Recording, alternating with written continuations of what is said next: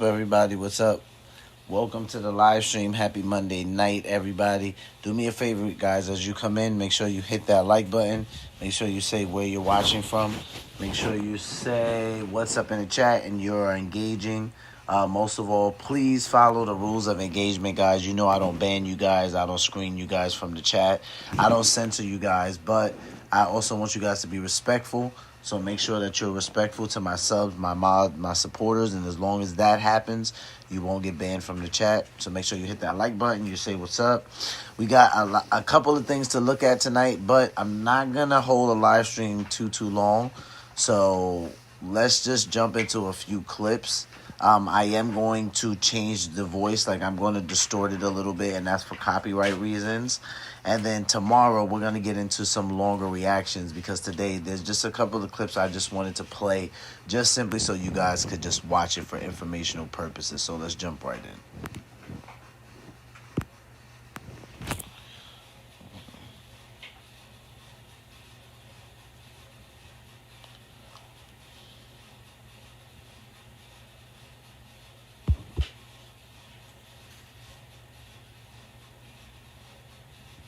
It has nothing to do with him being Puerto Rican. Kendrick Lamar has performed before. Bruno Mars, artist, Hispanic artist. It's that he's not speaking English. Yeah. So no one can understand what he's saying. No one can enjoy the music. To me, this looks like a takeover. A lot of Americans feel like they lost their country. Could you imagine, let's reverse it. Let's say a bunch of us just start going to Mexico. As you guys are about to get ready to do your baseball game or some shit like that, we just play some Elvis Presley. No more reggaeton, bro. We invading your clubs. We're playing Elvis. We're playing Michael Jackson only English music. You lose your minds, bro. You guys will lose your minds if your culture started disappearing in front of your eyes. So I don't get mad when I see white people getting mad because they're like, yo, I grew up, this used to be a white country. Now I'm looking around, the Super Bowl used to have American artists. Now we got Hispanic artists. And then people don't even speak the language no more. What the is going on? And this is the last thing we had left. I did not see it at all, bro. So you play it from wherever you think is the most relevant since you actually watched that. Yeah, I watched it. I mean, we can kind of watch from... The reason why I think this is pretty funny is because Bad Bunny is not the first artist. I said Bad Boy. Bad Bunny's not the first artist. That's because Myron Gaines, he drives me crazy. He's bad, bro. Because what he's saying is crazy. I'm like, Bad Bunny's not the first artist to perform at the Super Bowl that's not an American artist. So that's another thing that I thought was crazy work, how so many people were losing it over that. And I'm like, dude, this is not the first time this has happened. But, I get it. With everything going on with ICE, things are amplified. So, I understand why this was such a big deal to most people. 13 minutes here. 13 minutes. Play it from wherever you think is the most relevant since you actually watched that. Don't even speak the language no more. What the is going on? And this is the last thing we had left. I did not see it at all, bro. So you play it from wherever you think is the most relevant since you actually watched that. Yeah, I watched it. I mean, we can kind of watch from 13 minutes here. 13 minutes? All right, yeah, we could skim through it if it starts getting... I'll play the beginning. I'm going to just go use the bathroom really quick because I watched it already. And then when I come back, we can scrub through maybe. All right. Oh, you hit play on it?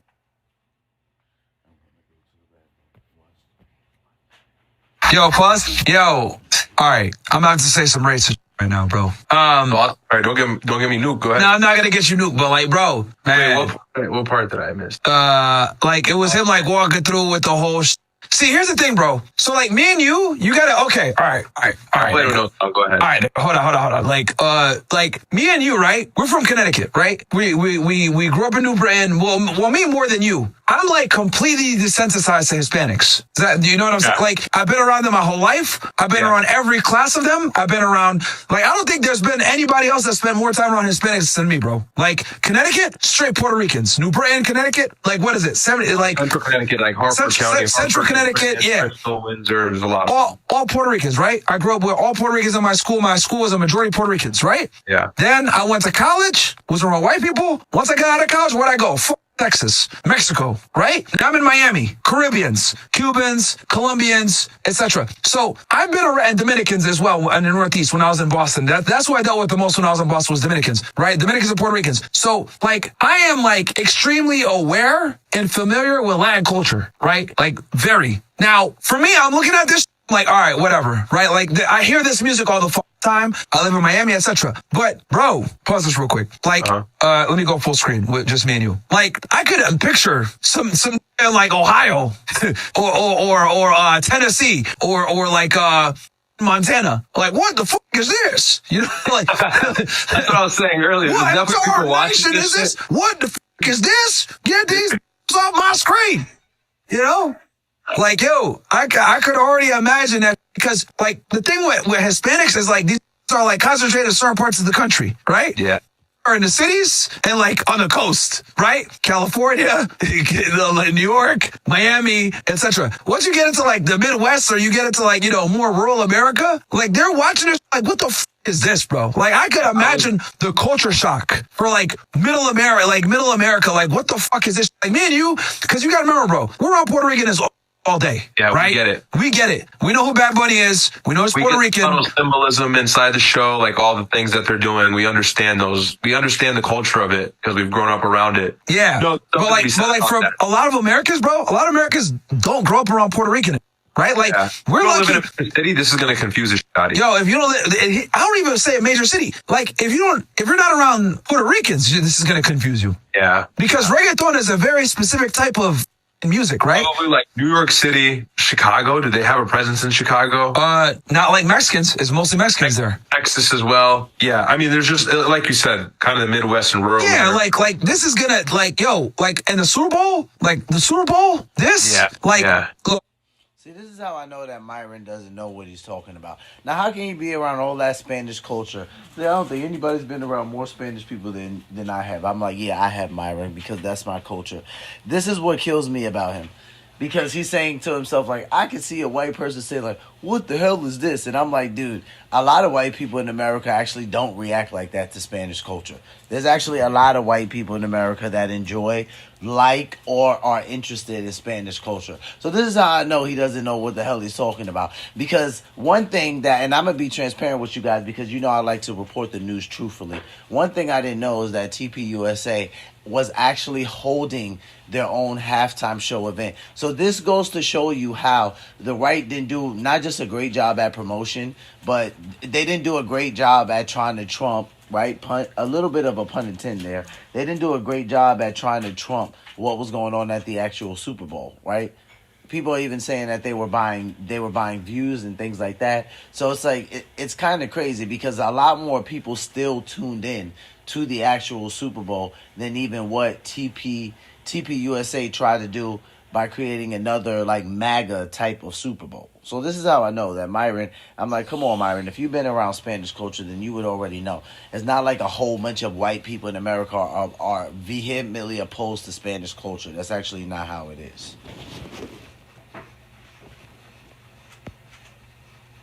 Look, I keep it all the way 1,000 with you. If I'm a conservative white man in America, I'm off watching this. I'm gonna say it just like that. Yeah. I'm off watching this, bro. If I am a white man living in America, right, paying my taxes, doing what I need to do, etc., right, and mind you, I've been here like listen, and the older you are, the more mad you're gonna be. FYI, right? It's one thing if you were born in the 90s. I was born in the 90s. I'm not even away. I'm watching this like, oh, wow, this is not going to be good, right? And I'm around Puerto Ricans all the time. I understand their culture, whatever, but I'm able to empathize, right? I know that half of America's watching this shit like, what the fuck is this, bro? Yeah. Like, I already know half of America off rip, like, what is this? People always hear that and they go, well, you're a racist, well, you're a hater, well, you're a boomer, well, you're a... It's not that. I'll tell you what the grievance is. It has nothing to do with him being Puerto Rican. Kendrick Lamar has performed before. Bruno Mars.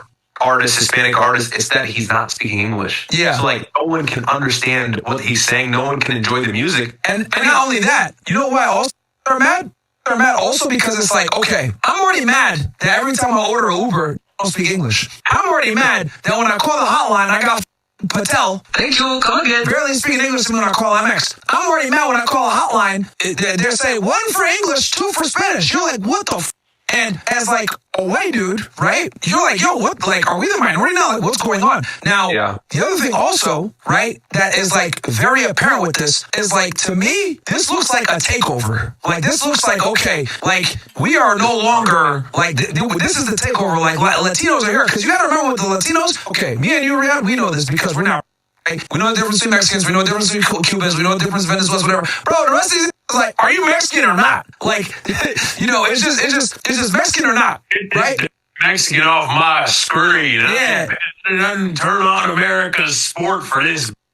Yeah, bro. Like, these don't know the difference between Puerto Ricans and Yo, how these don't even know Puerto Ricans are American citizens? Right? So, where the fuck is Puerto Rico? Where the fuck is one tarnation is this? What flag is that? Why does it look like the American flag? one star? What the hell is my check? What is this Mexican doing? Charlie, turn off the TV before I smack you. What the is this? Definitely what all of Midwestern and rural America was doing watching the Super Bowl. Are tight. You know these were punched in the air. Like, what the is this, right? Like, so, like, I could see the grievance because it's like, okay, this is. Bro, I really don't think there was much of a grievance. It's like, come on, so are we real? I hate to have to do this to Myron, but it's like, I feel like Myron should know better, but he's walking himself into this trap, right? So let's talk about Bruno Mars, right? Because Bruno Mars is of Puerto Rican descent, right? Puerto Rican and Jewish descent, right? He headlined the halftime show with his band, right? Bringing out the Red Hot Chili Peppers. That was in 2014. And then at Super Bowl 50, he returned as a featured guest, joining Coldplay and Beyonce to perform Uptown Funk. Now, granted, this time around, Bad Bunny pretty much has the whole entire show. That's fine. The big deal of what I'm saying here is that why is Myron sitting here saying, like, man, I know the white people are sitting here so grieved. Like, are we losing our country? I'm like, dude, this goes with the stupidity at first that we were seeing when we found out that Bad Bunny would be doing the Super Bowl. How is this a hostile takeover in Puerto Rico as a territory of the United States? This is where I just think, like, the grift is so real. For some people, like even people that are in the same sector as me where they want to report news and in real life events and current events, like sometimes they could just embellish on stuff in a way that is literally just so ridiculous. I'm just like, dude, I'm telling you, for it to be the most watched Super Bowl show in history, there's no way most of the white people in the country were sitting there saying, man, I hate this. Get this Puerto Rican off my screen. I can assure you it was actually the opposite. You know, granted, we got other countries tuning in. We have a lot more Spanish countries tuning in. There's going to be a lot more focus on America because everything that's going on with ICE and everything that's happening with people that are being deported. Nonetheless, the views are the views. You can't take away from that. The last thing we have left. Like, this already took the phone lines from 2 for Spanish. Already took our jobs. It's already like are starting to overtake us in major cities, right? Like there's certain places in America that you go to, like they don't even speak English, bro. In Miami, if you get an Uber, they're speaking Spanish, no English, right?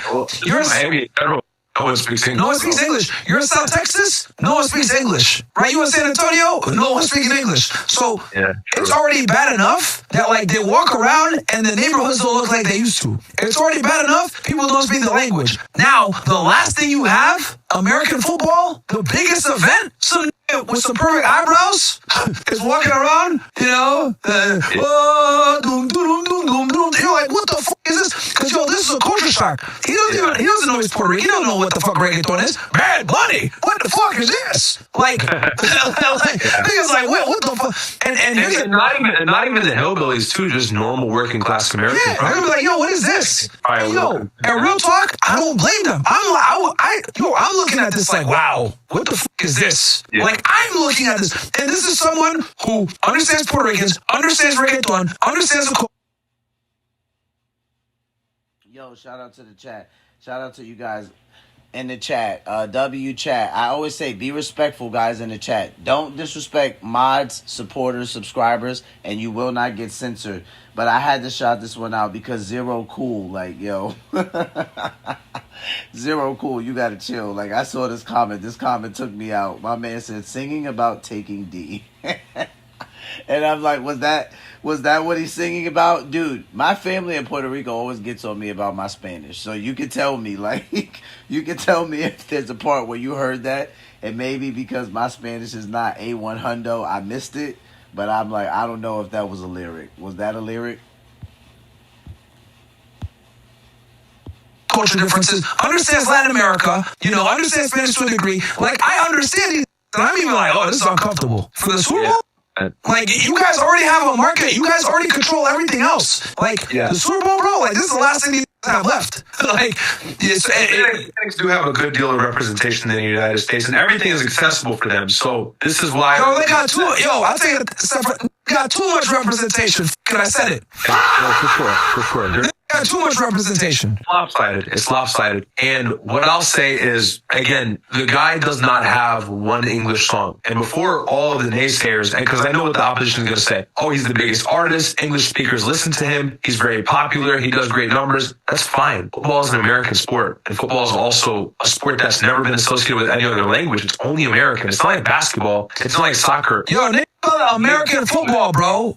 Call it American football everywhere they go, bro. Like, so for this guy to perform in the Super Bowl and only do it in Spanish, of course it's going to upset people. Now, me personally, I could care less because I just don't watch football at all. I don't give a fuck about a halftime show. I'm always the guy in some sort of public setting where everybody's like, did you see this? Did you see that? I'm like, no, I didn't see any of that. So I could care less, but now you got to start watching. I can 100% understand the grievance of somebody who doesn't speak any Spanish watching this, because there's still a minority of people in the United States who speak Spanish. Most people still do speak English. So this is, a legitimate thing for people to be upset about. Now, in terms of the performance, I think that every Super Bowl performance is good because they always have choreographers and stuff like that. And, I know that's... They put a lot of effort into it. They put a lot of effort into it. I thought it came out well, but I understand the grievance for most Americans. Here's the other thing too, Riyadh. Let me tell you this. So me and you both we both are aware of Latin culture. We grew up around Puerto Rico, so we know Bad Bunny even more, right? Because we grew up around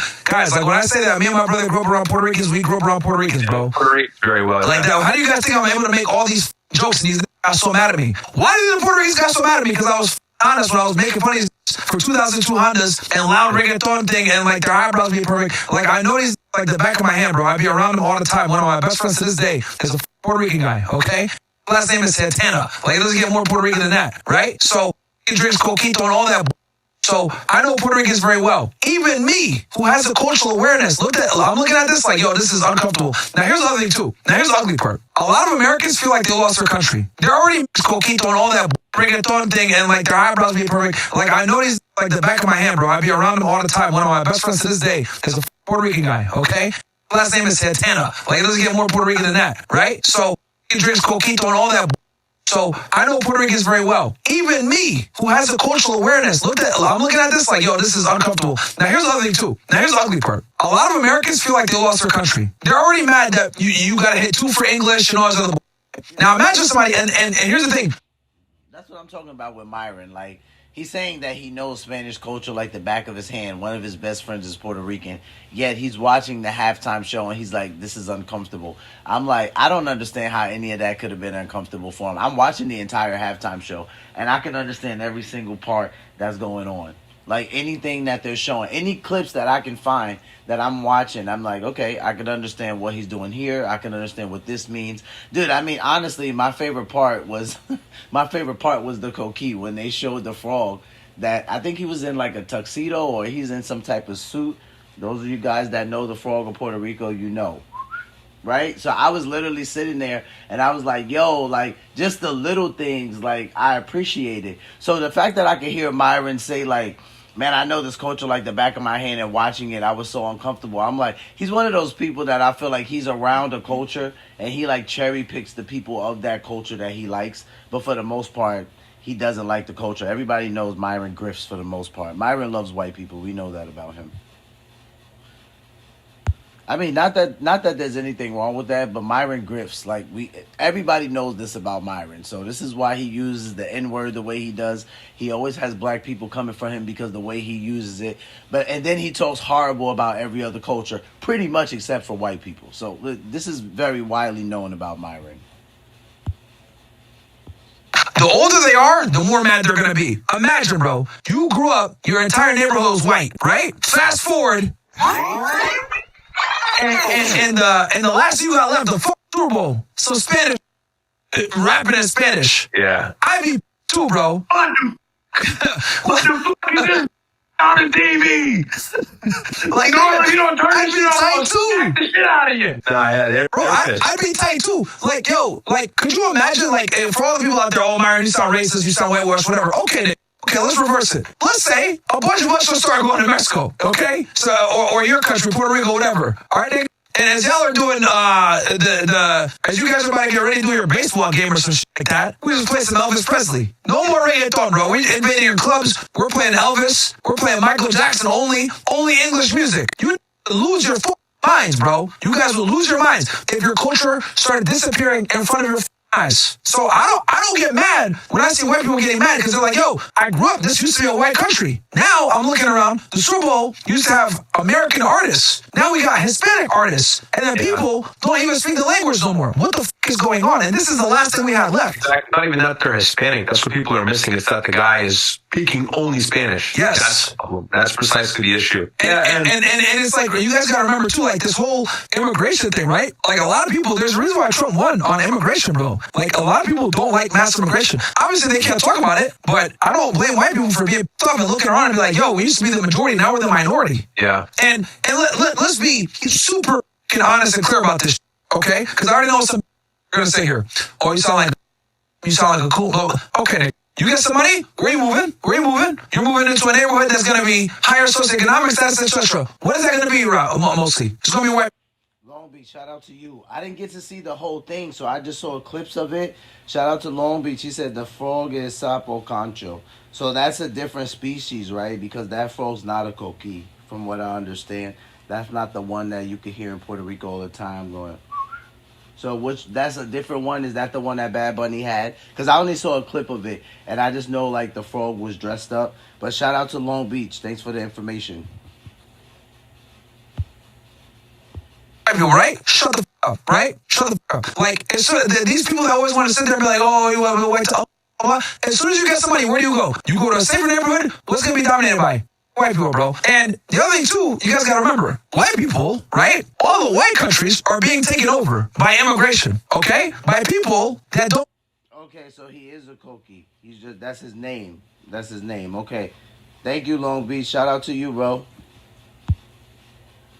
Don't come from that country. If we're Sudanese, right? And a bunch of white are moving in and trying to change the culture or whatever, and we live in Sudan, we probably get pissed off. As with any other country, they want to preserve their identity. The American identity, I hate to say it, guys, it was founded by white Christian guys. No one likes to hear that. Everyone gets mad when I say that. Oh, you're, blah, blah, blah, all this other shit. We got to deal with the truth.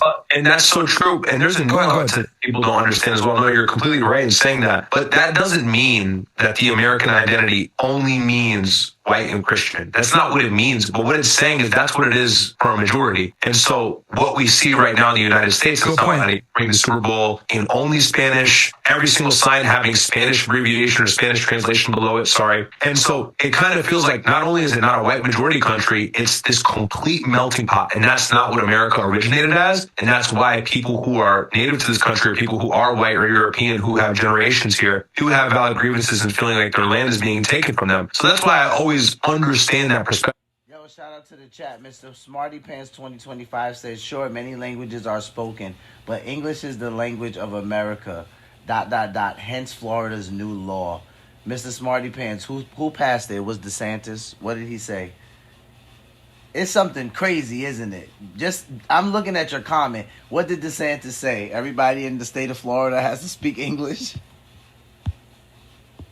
The American identity is majority white with a little bit of immigration trickle down in the middle. That doesn't mean that the immigrants take over and amass big cultural iconic moments like the Super Bowl and so on. So I think that's really why there's this like huge outrage. It's not only because the guy's Hispanic, it has nothing to do with that. The guy has not done one song in English the entire show. He didn't speak a lick of English. He can't speak a lick of English. So, and I know he's a huge artist and he has tons of influence, but for America's biggest halftime show and America's biggest sport, it's probably not the best idea. This is a testament, though, to the fact that the NFL cares more about the financial gain and not supersedes the cultural or ethical or traditional aspect of everything. They could care less about how it really looks in terms of America's sport. They just want to make the money, and they knew that this guy was going to generate the most revenue because every Hispanic in the world was really watching this. This was a money move. This was a good point. This was a money move at the cost of a cultural L. Yeah. Cultural L, financial. Look. I mean, do we need to say who owns the NFL? Do we need to say who are the appropriators of cultural melting pots? Yeah. Yep. I hate to always bring it there, but let's be honest here, bro. Robert Kraft. Come on, man. It's like, look, put it this way. I am empathetic. When I see white people marching in Australia, when I see them marching in England, when I see them marching in America, and they're saying, yo, we are being genocided. We are being penalized in our own countries. We are losing our culture. We are losing our people. I'm not mad at them because at the end of the day, did find this country. Like they did found these Western countries that we live in, that we enjoy, right? And the problem with immigrants is don't pay their respects. Come in here, dudes like Albo, by the way, come in, they want to change it around, they want to wear dashikis and shit like that, right? They don't want to assimilate, they don't want to learn the language, they want to bring their culture, everything else like that. Look, nobody's saying not to have your culture, right? Nobody's saying not to, be you. But don't try to come in and replace the original culture with the culture that you fled from. That's the real issue here. You fled from that. Now you're a guest, and you're trying to tell the homeowner how the house should be decorated. You don't go to someone's house as a guest, and they take you in, and you say, all right, we're going to switch the drapes up. I don't like this. This isn't cool. We're going to switch the TV channel over here. This is going to be the new channel that we watch all the time. Let's go ahead and redecorate No, your house was up. There's a reason why you left, and you're here now. So respect where you're at. Assimilate. Learn the language. Learn the culture. Respect the culture, right? But that's considered oh, look at you. You're an for saying that shit. No, bro, I'm just saying what nobody wants to say because they don't want to get canceled, because whites can't have any type of national pride. And this is something that I've talked about for a minute. You could be a nationalist all day. You could be a Hispanic nationalist. You could be a proud Mexican. You could say Viva la Raza. You could say Black Power, whatever. But if you go and you say, oh, yeah, wait. No, get that out of here. Klan, FBI watch list, far right, debank him, get him out of here, etc. When reality speaking, they should be able to exercise some type of nationalist belief system where they love themselves. All right, W chat. Shout out to Mr. Smarty Pants 2025. He said, gotta speak fluent English to get a license in Florida or drive commercial anywhere in the USA. Okay. So did DeSantis put that actually into law? I don't know if you answered me earlier when I saw you said, nah, you got to speak English now. So is that an actual law that they passed down there, Mr. Smarty Pants? And love their skin color, love their people, and be able to practice it without impunity. Isn't that what this country is founded upon? But we've overcorrected from the civil rights era so much that it's oh yeah, now that stuff is considered evil. Bro, there's people that are white nationalists that don't hate black people. I know that's crazy for people to understand, but there are white nationalists, and I met a lot of them that love the white race, love their people, etc., but still have friends that don't hate black people, that still with us. Not every person that's a white nationalist is a crazy racist. Now, that's what the TV tells you. That's what mainstream media tells you, right? But it's not true. It's not true. I get more love from Hispanics and white people than I do from black. I get more hate from black than anybody else. They're the most racist to me. Whenever I get something like USA, you're a dumb Arab, you're not one of us, etc. Anytime I get pejorative labels from a race standpoint, 9 out of 10 times, bro. 9 out of 10 times, it's a person talking to me. And they're supposed to be the least racist. And just so you guys know, I talk to white people too. Hey, you guys are get your line. You guys need to stop being weirdos, etc. Yeah, you're right, dude. Okay. They don't care. They don't care, bro. But if I say something hey, gotta chill out with the violent crime. Oh, you a racist. Come on, man. I could talk to white people, but they don't give a fuck. They don't give a shit because they get shot all the time. So they don't care when I talk about them. So, yeah. But yeah, me looking at this shit, I can see why there's outrage. I can definitely see why there's outrage, bro. This is the Super Bowl, bro. Man, y'all gonna do this at I'll give them this even at the World Series, bro. Even though it's America's pastime, he could have been at the World Series and I would have been you know what, bro, who cares? Because Hispanics have a huge representation in the MLB, right? Huge representation. That's very true. Dominicanos and Puerto Ricans, like, these play baseball. Yeah, like, these play baseball like crazy. So, like, I would have accepted that on for like the World Series, but for the Super Bowl, yeah, we can go back and keep watching them. But I can see why I'm mad, bro. I ain't gonna lie. Yeah. And I'm taking myself and I'm being empathetic to like the average American who's maybe never met a Puerto Rican in their life, bro. Like, doesn't even know what reggaeton is. It's a bit of an exclusionary performance, you know, because not everybody. Oh yeah, enjoys it. it's super, super exclusionary. And that's how people feel on the outside who don't understand. That's a good point. That this is an exclusion. Yeah, that's actually. Really? Yeah, this is an exclusionary performance, bro. Like, if you're, let's keep it 1,000. If you're over 30 years old and you're a white dude, why are you listening to this? You're about, what the fuck is it? Like, you're about, what the fuck? Music only applies to like literally, actually not only Hispanics, but like very like younger Hispanics. Younger people, yeah. Younger people. Older ones do listen to them as well, but it's all right. Yo, this is crazy. This is how I know Myron is so uninformed. There's plenty of reasons why a white dude that's over 30 would listen to this. I don't know. He has a Spanish girlfriend. He has a Spanish friend. Like, that's a stupid thing to even say, Myron. Let me go back to the video. My bad, I didn't have it on the screen. Hey, you can keep playing. Yeah, I got it now. yeah, typical performance, dancers, singer on stage. Yo, also the other thing too, bro, is like what this is proving is like Latin music is like yeah, bro, like this is inappropriate for Super Bowl, bro. That's really This is inappropriate for Super Bowl. Like, I don't give a fuck, bro. I'm from Miami. I'm saying this is inappropriate for Super Bowl, bro. Yeah, that's like kind of God. It's like Latin where I'm at, bro. I'm Miami for saying this is inappropriate, bro. Yeah. For Super Bowl, yeah, bro. Hell no. Now the funny part is that I don't think he's an American. Yeah, like Puerto Ricans have stuff earlier about Hispanics. They try to share the same Oh reason. yes, yo, plus, yo, I mean, yo, all right, do whatever. yeah. See, Brady's like that right now. Hey man, this is what making be calling these out on all the time, okay? Poppy, you're American. Like the Puerto Ricans, bro. These claim the struggle, but they don't struggle, bro. Okay? No. Claim the struggle. Look, you got a Puerto Rican flag right now, and yo, these are so bodacious about like who they are.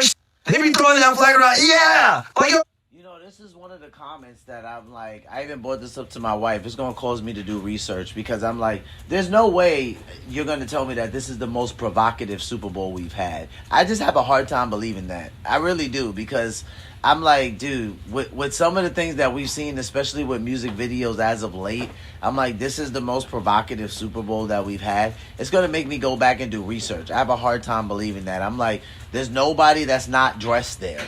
So I literally didn't see a clip where like people were not dressed. I don't even get why they're saying that, but I don't know if it's because like, you know, the cultural dancing that maybe people can't understand. It just doesn't make sense to me. I'm like, dude, I can't say that this is the most provocative Super Bowl I've seen.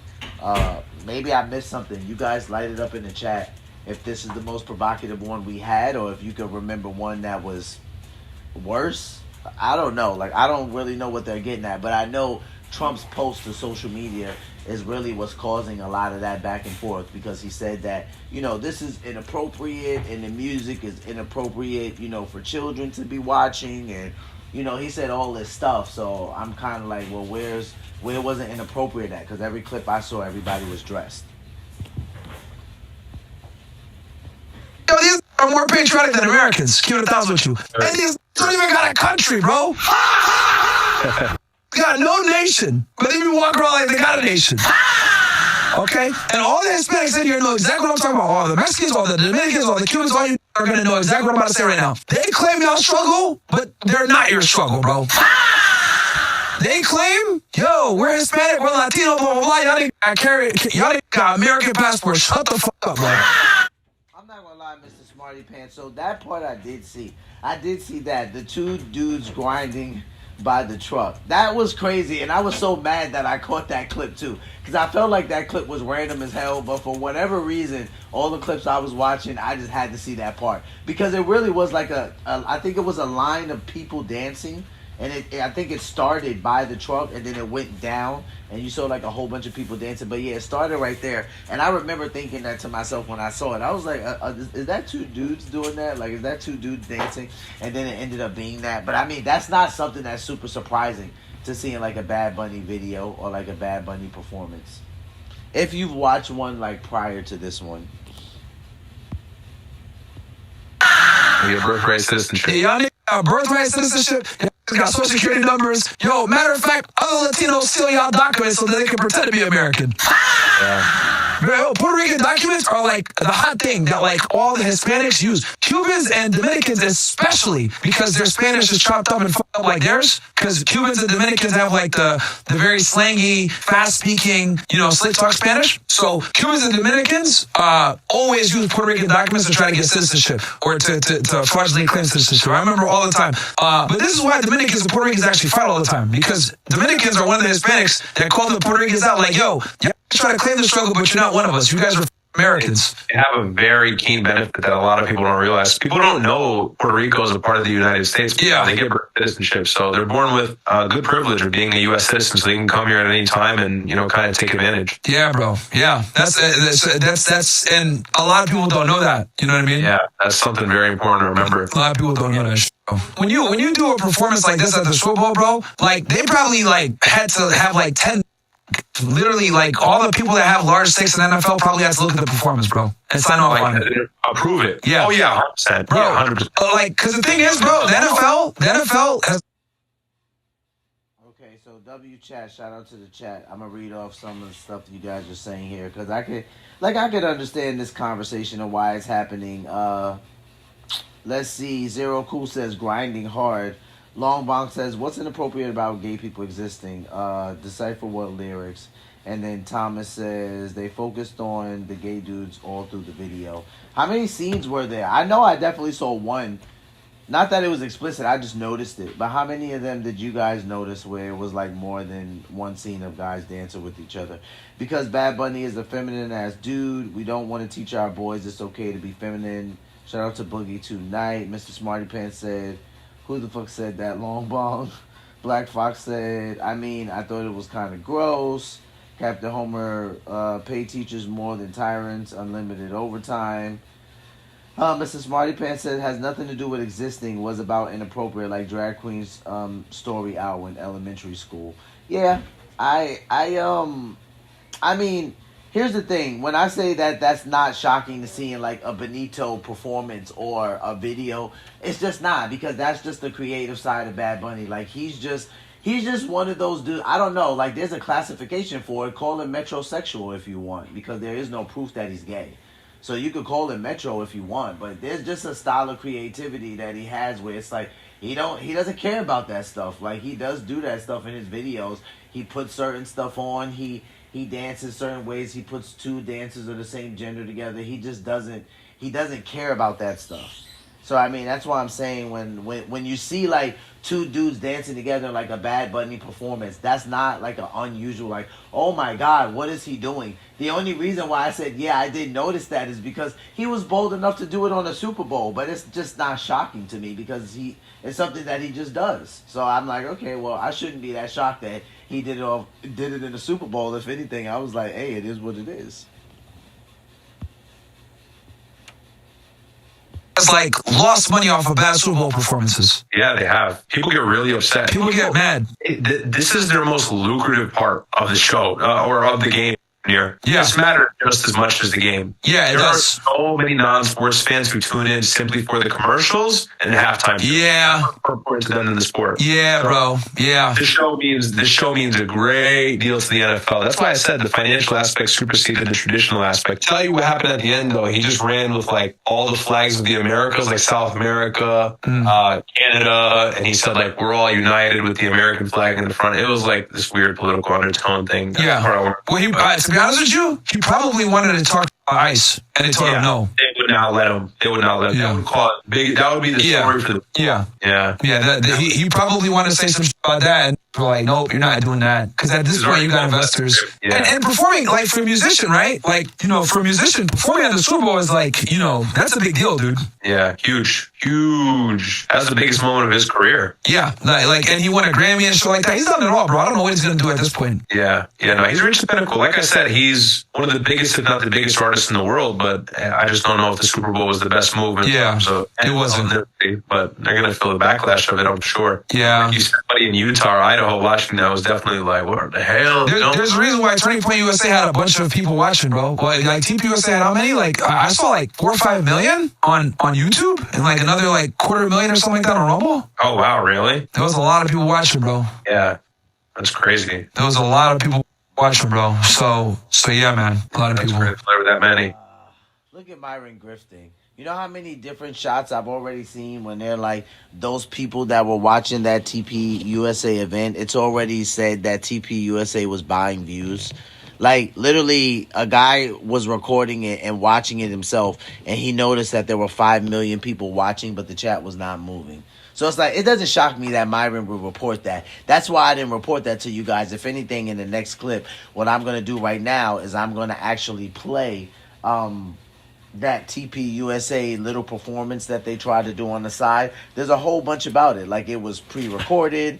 They paid like 200 people to kind of be in their audience. Apparently, allegedly, there was 5 million people watching at one time on one platform, a quarter on another platform, but the chat wasn't moving at all, which a lot of people believe that's because it was botted and they were buying views. So let's jump into that clip. Thank you for that reminder, Myron.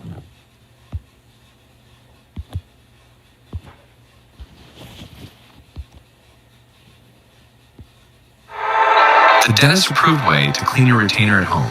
If you wear a retainer every night, we know how hard it is to keep it truly. This was an incredible moment on XQC's stream as he was taking in. Okay. Shout out to TYT Sports. They covered this. So let's just take a look at how many people actually were watching this TP USA event.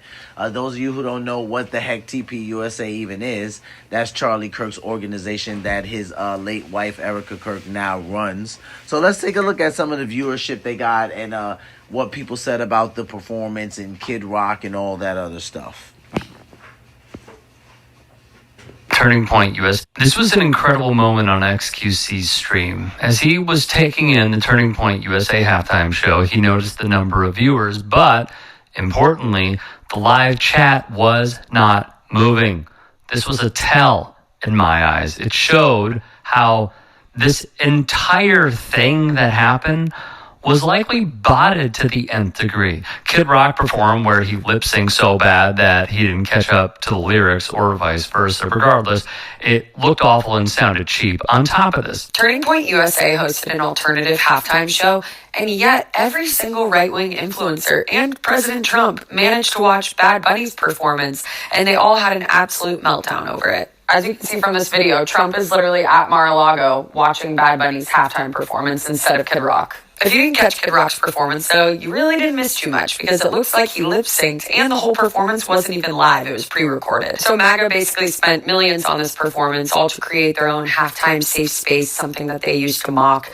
But because they were so scared of being offended by Bad Bunny's performance, and yet he delivered not only a unifying and incredible performance, but the most watched Super Bowl halftime show in history. Turning Point USA claims that it had 5 million live viewers, but the thing is that people on YouTube who were viewing it noticed that the live chat wasn't moving, aka that the viewers on it were basically a bunch of bots. It's really sad we live in a time where there are people who are more outraged at a U.S. citizen singing in Spanish for 15 minutes than they are about the fact that our government is currently being run by a bunch of people who are in the Epstein files. So if these are the messages that offend you, then I just don't think we agree on the purpose or promise of America. you heard it correctly. The leader of MAGA, Donald Trump, the man who really had a hissy fit over Bad Bunny being selected along with every other person within their orbit. Yeah, he didn't play the Turning Point USA halftime show at Mar-a-Lago, proving once more it's all a grift. Furthermore, viral Twitter account Blue ATL Georgia put this message above a tweet from a film production friend here in Atlanta. TP USA's halftime show hired 200 paid extras as their audience. That message would read, it was taped just this past week at one of the new production stages at Trilith Live with about 200 paid extras as audience. They kept it super hush-hush, and even those of us working on the live music venue in the building didn't know until Friday. Well, that is beyond embarrassing, but also not surprising. Lee Brice sang Real American, which extols a place where everything's made in the USA. It is not. And Brice premiering a brand new song called Country Nowadays, in which he would fetch about seeing a picture of a flag up in flames while people cheer. Tell me where this happened. Along with making the statement, little boys ain't little girls. One C-SPAN caller would weigh in. I wanted to make a comment about the halftime show. The people who are complaining about it being in Spanish, the album that was a top women award was all in Spanish. You wouldn't ask an opera singer, an Italian opera singer, to convert her song into English.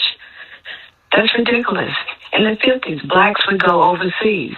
Blues singers, jazz singers. They sang in Paris and France. They sang in English. This whole thing about the Spanish is just a made-up controversy, and it's unfortunate. The most important thing he said at the end was in English. God bless America. We have to stop being so discriminatory toward anything that's not like us all the time. It was a great performance. It was all love. You did not need to be able to speak English to understand it. Thank you. And rightfully, they got clowned on TikTok. The Turning Point USA halftime show is a complete and total failure. They were so scared of people not watching that they desperately sent these texts out to thousands of people. They're even making excuses for themselves by now saying that they can't stream the show on X. When will they realize that people just don't want to watch your show? We all want to watch Bad Bunny. You can't make this stuff up. I think my favorite thing about the Turning Point halftime show is the fact that you have a country singer standing up there singing a song called Real American. And in the lyrics, they talk about patriotism and the good old red, white, and blue and how everything is made in the USA. While he's wearing a Louis Vuitton shirt, a French luxury brand. And the shirt itself is from a 2020 collection that was made in Italy. And it retailed for about $1,400. The designer of this collection is Tomoaki Nagayo. He's a Japanese designer. And he talks about how this collection has an instrumental mix of countercultural references. And how he was interested in essentially like collecting and learning new things. So the only way to satisfy that was to travel and listen to punk music and do all these different things. Counterculture in fashion is rejecting the consumerist and materialist kind of interpretation. We saw this in the 60s and 70s with those that would have been considered part of the hippie movement. People who were embracing self-expression. They were shunning the cultural standards of their parents, and they were embracing things like gender and racial equality. The irony of these kinds of jokes just write themselves. This is a joke. This man says, what in the world makes you think Turning Point USA show had anything to do with trash or racism?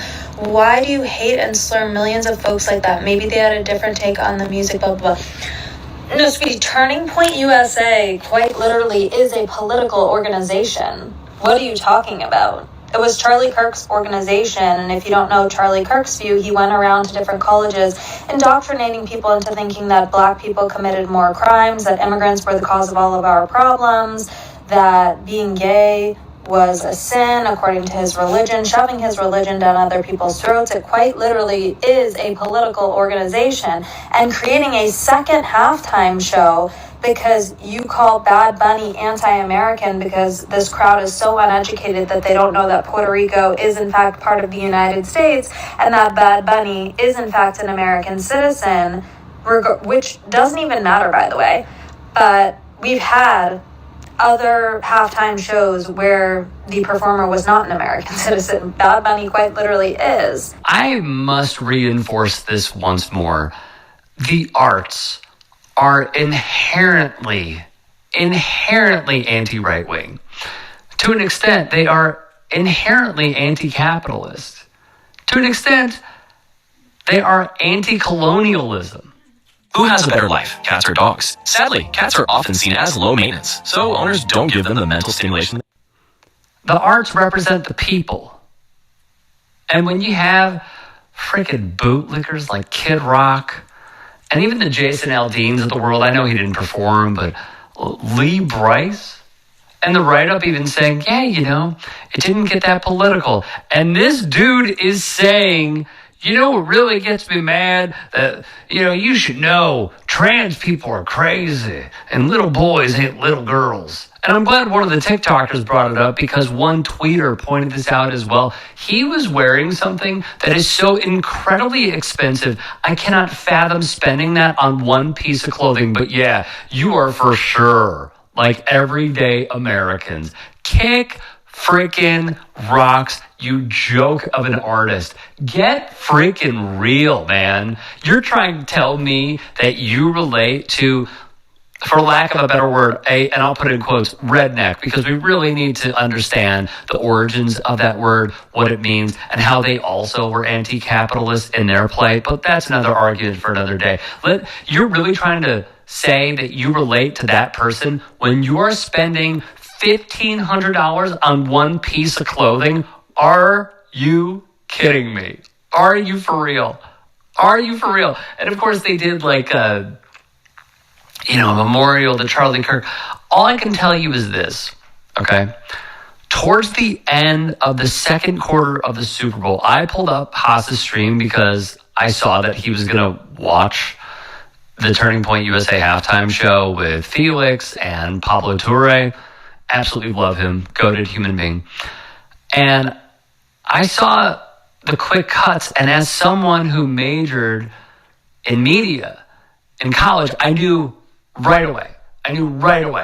I told my wife, we were watching on the couch, had Haas's stream on my phone, Super Bowl on the TV, obviously. And within, 5 seconds, maybe 10 tops, I said, this is absolutely pre-recorded. The cuts are too clean. Everything is way too clean. There aren't transitions between one artist to another. It's too quick. There's no shot. Which also shows how manufactured this entire thing is. It was hilariously bad. All of it was horrible. QZ, I'm thinking that's short for Eddie Vasquez, but shout out to Eddie. He says he has the most streams, more than Taylor Swift, and she turned it down. That's true. Taylor Swift turned it down because she wanted the rights to it. She wanted the rights to the rights to her performance, and the NFL said no. So because they said no, Taylor Swift denied it. She was like, all right, I'm not going to perform. So that's the reason why she ended up doing that. Every single part of it was terrible. It was dog, you know what? It was dog poop. They're telling me I can't swear. When I saw this, all I could think, wow, this is what you guys put on the American halftime show, really? And yet you have Bad Bunny saying, we are all America, representing the Americas. Because, like Green Day's American Idiot, we are dumb. And it is by design by many right-leaning Congress people because they want to pretty much wipe away public education. And even to that extent, I'm just tangenting here. We have the Maxwells, as in Ghislaine's family, owning the textbooks. So think about the history that we're learning in schools. Regardless, they want to make it worse.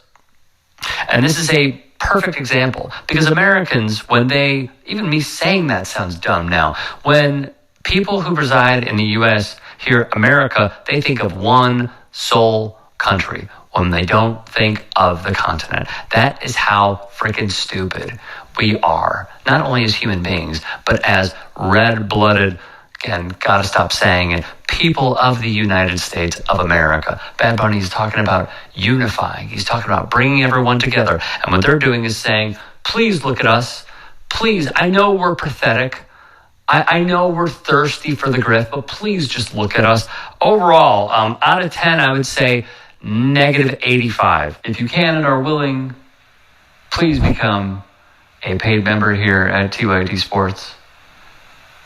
And or go to tyt.com/join. In addition, you can follow me on Twitter, Instagram, and TikTok. Appreciate it. Have a great day. Don't start your day with a gross piece of... Hello, my name is Jacob Elijah Moses Dill, and I'm a single dad. I have an 11-year-old son. All right, so we're going to jump over to the majority report with Sam Cedar. He covered a little bit of what TPUSA also tried to do while Bad Bunny's halftime show was going on. Then after that, we're going to jump over to the next clip where we're going to get into the daycare worker that decided to throw a shoe at a child. Hasn't every halftime show like gotten the right wing upset? Yes. Am I imagining that? Or Every time. Every single one. Well, it's like The Who, when they did The Who, I don't think they were mad at that. no, they weren't mad because but that was all a response to some sort of Janet Jackson. cultural Oh, the backlash. Foreigners. Plus, Pete Townsend had They like the an underage Foreigners. scandal, so he was Foreigners. good with them. Yeah, the Foreigners. Who? The Rolling Stone. They love Oh, foreigners. white foreigners, right? Okay. I thought you meant like Foreigner, the band. Well, could have been, but it was You're as after. cold as ice, man. It was after the Janet Jackson Nipplegate, another freak out from the right at the time. Then they just had white guys for quite a while, but they've changed course here. I think Jay-Z did some partnership with PNFL, Which and is not unproblematic itself. and well, yeah, exactly. But putting that aside for No, Eric, that's actually not true. Eric said Turning Point halftime show had a lot more viewers than the NFL, and people are still downloading. Listen, I can assure you one thing, that's not true. Because I've already watched both sides of this. Everybody's just not reporting it right. Turning Point USA didn't touch the NFL halftime show. At the end of the day, regardless of what TP USA did, even if they would have had a grand slam, even if 12 million viewers would have watched, they still wouldn't have came close to what the NFL did. Like Bad Bunny's show outperformed. It's the most watched NFL show in history. Turning Point USA at one point in time, they said they had 5 million viewers watching live. And guess what? Out of those 5 million watching live, the chat wasn't even moving. So most people believe that it was botted. Most people believe that there weren't even real people watching that. Right? That's why the chat wasn't moving. That's why no one was interacting. If you guys even pay attention to my chat right now, like, what's it doing? It's moving. That's because you guys are not robots, right? How would you have 5 million active viewers watching and your chat's moving? Now, there could be a delay. That's fine. But at that point, like, you either got something going completely wrong, or your viewers are botted. Right? So they had 5 million watching on one platform, I think 2.5 on another platform. It still didn't touch anything that Bad Bunny did. It didn't even come close. a second. They're just like, that was why Kendrick was the halftime performer last year, which caused the right to freak out, because God forbid not everything is for them. And the same thing has happened with Bad Bunny. And the Bad Bunny performance was like really amazing and important and needed at the moment. He ended his performance by listing every South American and North American country about, being together and celebrating Latin culture in America and being a part of America as well. So it was really an excellent performance, and it seems like most people feel that way, but not the right. Incidentally, Cuba is in such crisis right now because of the blockade that we essentially have imposed upon them, that Mexico is having to deliver emergency relief, both in terms of like oil and food and whatnot. They have no jet fuel. Yeah. It's a real problem. But here is, let's just give you a sense of some of the tweets that were going on with this halftime show, and then we will take a look at what the alt halftime show was. Let me just say this, it's not a question of the NFL. Come on, Bandana Dan. You can't be having a temper tantrum in the chat, bro. I'm not ignoring you. You got to realize the chat's actually moving. So some, of course, not because the majority of the world didn't know the TP USA show was on. The majority of the world did know, because if they knew, then their views would be competing. So if you go back in the live stream, I already played a video. I don't know if it was the last one or the one before last, where it was the last one, I think, where a guy is covering the live stream and you can see it frozen. Okay, so you probably screen recorded it, but did you screen record the whole entire thing? So it's like, dude, come on. I literally watch both sides over here. Everybody that's over here all of the time knows that. We don't grift. We don't do that. That's why I know that the TP USA event even took place. I didn't even know that was happening. Literally, I knew today when I was like, what? They had Kid Rock perform somewhere? What was the reason for that? I wasn't even aware that this happens, and I keep up with TP USA stuff. So it's no. A lot of people didn't know it was happening. And honestly, even if they did, I still think that they would have watched the NFL halftime show. At the end of the day, they still would have watched it because it's American football. Now, there's a lot of people that watch the NFL halftime show, and when halftime comes on, they go do something else. The majority of the world did not know. The majority of the world did not know TPUSA was doing what they're doing. Don't you know that that's why they think it was pre-recorded and that they paid 200 people to be their audience? If you even look at the freaking thing happening, there's nobody there. Like, they're literally empty seats. Come on, bro. Stop having a temper tantrum in my chat before I put you in timeout like a 5-year-old kid. And these TV networks, they don't do charity. Yeah. I mean, they may do charity, but not when it comes to the Super Bowl because it's extremely lucrative. And so they're not, the idea that they're doing anything because they want to make a political point is absurd. They are trying to maximize profits with every decision they make about the Super Bowl. If the NFL was going to give, something for this group or that group or whatever, they should do something for me, have Yo La Tengo play. Yeah. But they don't do that because it's just not going to be lucrative enough for them to do. Yo, this guy is funny. I feel like I've seen him before, but I don't know how much he's around. Oh no, someone challenges what you're saying, so threaten timeout. No, you're being a stupid distraction. That's why you're going in timeout. You think I care if someone challenges what I say? People who come in my live stream every night, they already know that I don't care what they say. That's why I don't screen my chat. But you know what, Dan? You're a bad boy, so you're going in timeout. Now think about what you did, and you better act better tomorrow.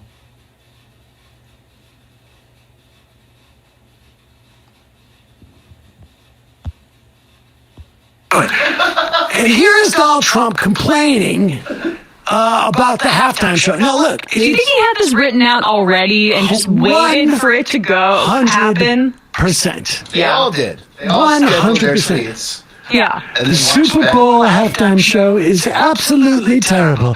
One of the worst ever. It makes no sense.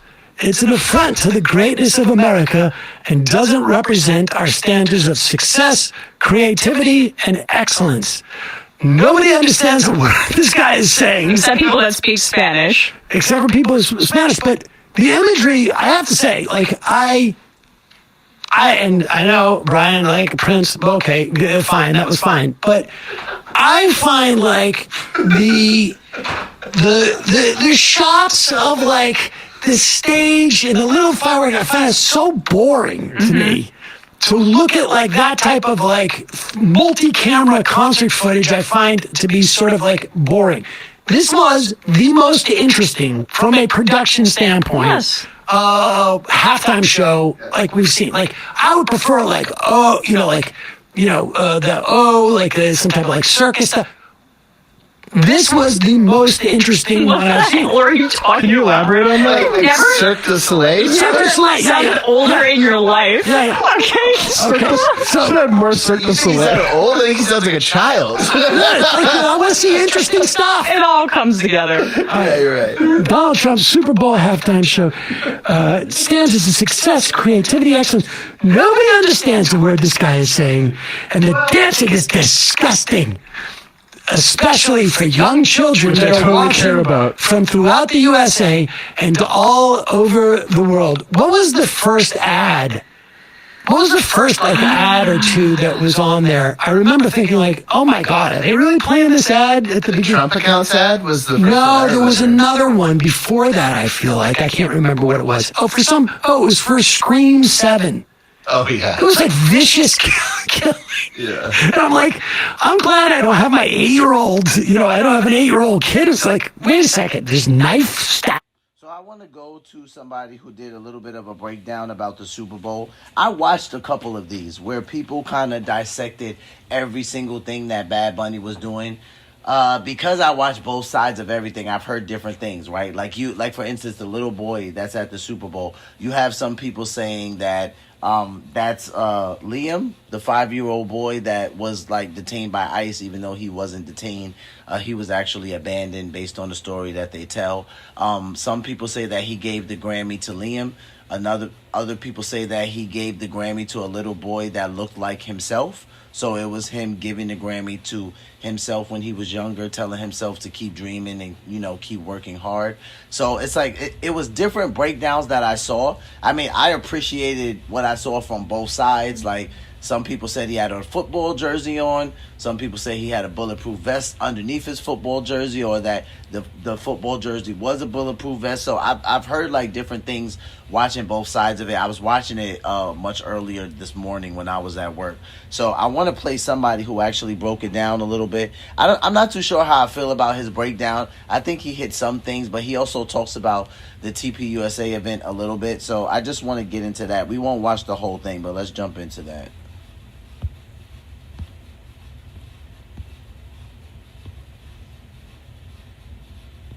Shot and killed again by DHS agents. Bad Bunny is a massive artist. Bad Bunny just had one of the most controversial Super Bowl halftime shows ever, at least politically speaking, with his performance being the first halftime show to be done entirely in Spanish and becoming the most viewed performance of all time. After years of protest against ICE and the Trump administration, to the point where the right hosted an alternate all-American halftime show with Kid Rock to push back against Bad Bunny in the NFL, Bad Bunny did something very unexpected and had a performance jam-packed, full of subliminal messages that I want to break down today. And to understand why this halftime show is both so controversial and important, we have to know a little bit more about who Bad Bunny is and why this is so politically charged. Bad Bunny is a massive artist who's recently been compared to the likes of Latin America's Drake. And some even go as far as to say that he's bigger than Drake already. Alright, shout out to Matty Balls. Matty Balls is the one who did this. You can go to his channel and check out more of his content. We're just going to watch a little bit of it. I'm going to fast forward through some of it, and then we're going to jump to the next clip. From Puerto Rico, which is important, and it's also important to remember that Puerto Rico is a U.S. territory and has been since 1898. This brings us to the focal point of what makes Bad Bunny being announced as the 2026 Super Bowl headliner so controversial. In September of 2025, it was announced that Bad Bunny, a Puerto Rican singer and rapper, was set to perform for the halftime show. As we discussed his impressive accolades and worldwide appeal, Bad Bunny performing at the Super Bowl makes sense. Even despite not making music in English, I think it's still fair to say you can enjoy a song even if you don't understand it, like we've seen with Despacito or Gangnam Style being huge hits in the US. As part of the announcement, Bad Bunny said, "What I'm feeling goes beyond myself. It's for those who came before me and ran countless yards so I could come in and score a touchdown. This is for my people, my culture, and our history." Ironically, this was a bit of foreshadowing. This is where things get political, in large part because Bad Bunny performs almost entirely in Spanish, and he's been a loud and frequent critic of the Trump administration. In a tour announced by Bad Bunny, he has no planned stops in the continental U.S. In interviews, he's explained the choice, saying that the decision was due to fears that his fans could be targeted by Trump's mass deportation push. And after the Super Bowl announcement, he alluded to the move on Twitter, saying, "I've been thinking about it these days, and somewhere on a stretch of road in a town you never heard of, there's a Chevy truck. The person who drives it." After discussing it with my team, I think I'll just do one day in the United States. And he's been fairly critical of the United States before. Back in 2017, he criticized the lack of humanitarian aid in the wake of Hurricane Maria, which devastated Puerto Rico. During a benefit concert for hurricane relief, Bad Bunny wore a shirt criticizing Trump with the message, "Eres Twittero o Presidente," which translates to, "Are you a Twitter user or a president?" T-shirt. Tell us about this t-shirt. La camisa habla. La camisa habla. Yeah, es una pregunta para el pana. Puede que buscar un puertorriqueño o un mexicano que se la traduzca, porque no creo que sepa español. And his passion hasn't only been directed towards larger U.S. politics either. In 2019, Bad Bunny took to the streets alongside other artists such as Ricky Martin and more than 500,000 Puerto Ricans. This was in protest of government corruption and demanding the resignation of their current governor. In 2022, one of his music videos criticized Puerto Rican utility deficiencies, gentrification in San Juan, and land and beach privatization, something which he would do again in his performance. And all of these themes are under the colonialism umbrella, which Bad Bunny often addresses both in his music and in his activism. Fast forward to the 2024 U.S. presidential election, and Bad Bunny posted a bunch of clips of Kamala Harris criticizing Trump, especially after the comedian Tony Hinchcliffe made a joke about Puerto Rico at the Trump rally, which took place at Madison Square Garden. You know, there's a lot going on. Like, I don't know if you guys know this, but there's literally a floating island of garbage in the middle of the ocean right now.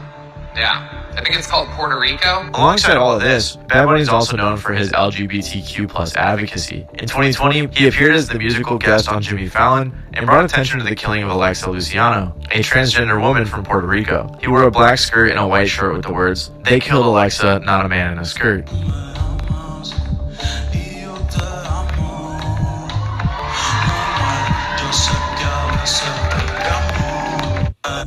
Puerto Rico at the Trump rally, which took place at Madison Square Garden. You know, there's a lot going on. Like, I don't know if you guys know this, but there's literally a floating island of garbage in the middle of the ocean right now.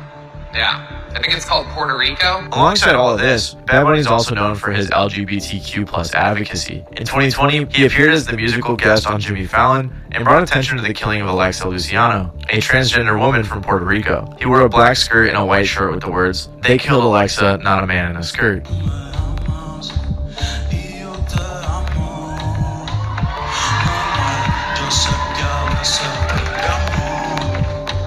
That same year, Bad Bunny kept up with his LGBTQ+ activism when he performed in drag for another music video. On top of these kind of things, other public moments have pissed some people off as well. Like at a Yankee game when he and some friends didn't stand during the performance of God Bless America. All of this resulted in what might be one of the most controversial halftime show performance picks of all time, which even resulted in President Trump chiming in about the halftime show decision. I never heard of him. I don't know who he is. I don't know why they're doing it. It's like crazy. And then they blame it on some promoter that they hired to pick up entertainment. I think it's absolutely ridiculous. And a lot of other Republican politicians mirrored this ideal as well, claiming to not know who Bad Bunny was or saying that it was a bad decision. But one of the main topics is ICE, a United States government apparatus that Bad Bunny has been very critical of. The United States Immigration and Customs Enforcement, or ICE for short, is a federal law enforcement agency under the U.S. Department of Homeland Security. Its self-stated mission is to protect America through criminal investigations and enforcing immigration laws to preserve national security and public safety. But lately, a lot of citizens don't feel like this is the case. Well, during Obama's administration, ICE was prioritized to go after people charged with serious crimes, or at least they were supposed to. The narrative seemed to fully shift with the Trump administration, directing the agency to target anybody it believed had entered the United States illegally. With this came some more high-profile raids at places of employment, places of worship, and places of education, which caused major protests and even arrests of U.S. citizens. And this was just during Trump's first term. Things have ramped up quite a bit since then, with ICE receiving record funding from the Big Beautiful Bill. Beginning in December 2025, ICE began Operation Metro Surge in Minnesota, which was characterized by local police and journalists as a severe escalation of ICE tactics. As a result came some of the biggest anti-ICE protests the U.S. has ever seen, which led to headline after headline. Then on January 7th, 2026, an ICE officer shot and killed 37-year-old Renee Nicole Good during an incident in Minneapolis, Minnesota. If the ICE situation was tense before, it was now red hot. Protests exploded across the city and nation overall, with a massive amount of people displaying frustration with the agency's actions. By this point, polls showed that a majority of Americans thought as a whole, ICE as an agency had gone too far. Then on January 24th, 2026, ICU nurse Alex Preddy was pepper sprayed, restrained, shot, and killed again by DHS agents. This was allegedly after he attempted to protect a woman who had been shoved to the ground by federal agents. Remember how I said things were already red hot after Renee? Well, whatever gets even crazier than that is what the situation evolved into. So the stakes were very high for Bad Bunny, an artist who has been very critical of this organization. And Bad Bunny had a lot of pushback from the United States government. Corey Lewandowski, a senior advisor at the Department of Homeland Security, claimed that ICE agents will be at Bad Bunny's halftime show. The Big New Yorker for only $10. Don't forget to pizza before the... If you're an illegal alien, this runway is your future because you're headed home. Benny, there is nowhere that you can provide safe haven to people who are in this country illegally. Not the Super Bowl and nowhere else. We will find you. We will apprehend you. We will put you in a detention facility and we will deport you. So know that that is a very real situation under this administration, which is completely contrary to how it used to be. And again, the claim that ICE would be in attendance was echoed by other Homeland Security officials following the initial statement. While many adversaries of Bad Bunny claim an American should be headlining, a lot of proponents had continued to point out that Puerto Rico is in fact part of America. And Bad Bunny eventually addressed everything in his SNL monologue, saying he's still happy to be performing and that he believes most people are as well, especially emphasizing how proud he is to represent his Latin culture. When asked why the NFL chose Bad Bunny during during a press conference, NFL Commissioner Roger Goodell answered, "He's one of the leading and most popular entertainers in the world. That's what we try to achieve. It's an important stage for us. It's an important element to the entertainment value. It's carefully thought through." He also added on that despite the backlash, he has no plans of canceling the performance, since the move was made to attract younger audiences. And he also pointed out that he's not sure they've ever selected an artist and received zero criticism. In response to all of this, Turning Point USA, which was founded by Charlie Kirk and is now owned by his wife, Erica Kirk, announced that they would have their own alternate halftime show, which we'll talk about a little bit more later. A week before his performance, Bad Bunny had the first Spanish language album of the year win at the Grammys. He said in his acceptance speech, "I want to dedicate this award to all the people that had to leave their homeland, their country, to follow their dreams." He also said, "Before I say thanks to God, I'm gonna say ice out. We're not savage, we're not animals, we're not aliens. We are humans and we are Americans." After all of this build-up, I'm sure you guys can see why his halftime show performance was so important and was bound to be so controversial. But Bad Bunny did something that was, in my opinion, very unexpected. Rather than making a huge, overtly political performance, protesting against Trump or ICE, Bad Bunny chose to celebrate his culture and unity, with a lot of subliminal messages packed in his performance. From a bird's eye view, Bad Bunny was taking a walk through various parts of Puerto Rican and Latin American culture, which honestly kind of reminded me of Lil Wayne's A Milli music video. Regardless though, the set was meant to resemble the sugarcane fields in Puerto Rico, and funnily enough, the green set was actually just a bunch of people. One person on Reddit said, "This calls out Puerto Rico's slave history and being exploited for its resources and labor. America invaded Puerto Rico in 1898 and devalued their currency, appropriated the land, turned large agricultural areas to grow sugarcane. This resulted in lots of poverty across Puerto Rico." He played a snippet of Daddy Yankee's Gasolina and said, "You're listening to music from Puerto Rico, the barrios, and the projects." By the way, sorry guys, I just can't roll my R's. I don't know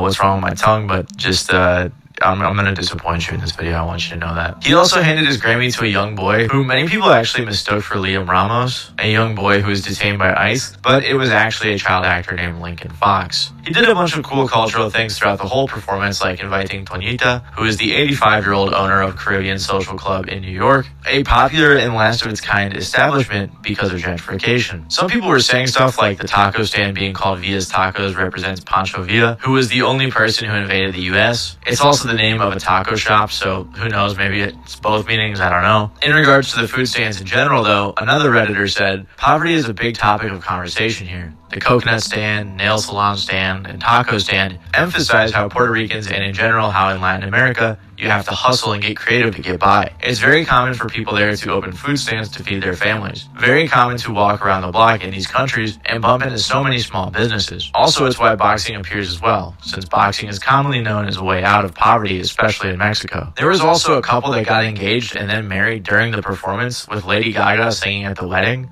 And apparently the wedding was real too. Others suggested that Lady Gaga performing at the end of the wedding bit was critiquing American tradition of inviting Latino artists to sing at weddings as if they were just entertainers. He also had a bunch of other celebrities out there like Cardi B, Jessica Alba, Pedro Pascal, and many more. But Bad Bunny also included some more political messaging aside from just the showcasing of culture. At one part, Ricky Martin, one of the biggest Latin music artists ever, who is also from Puerto Rico, sang a Bad Bunny song called What Happened to Hawaii. He sang the chorus, which reads, "They want to take away my river and the beach too. They want my neighborhood and for grandma to..."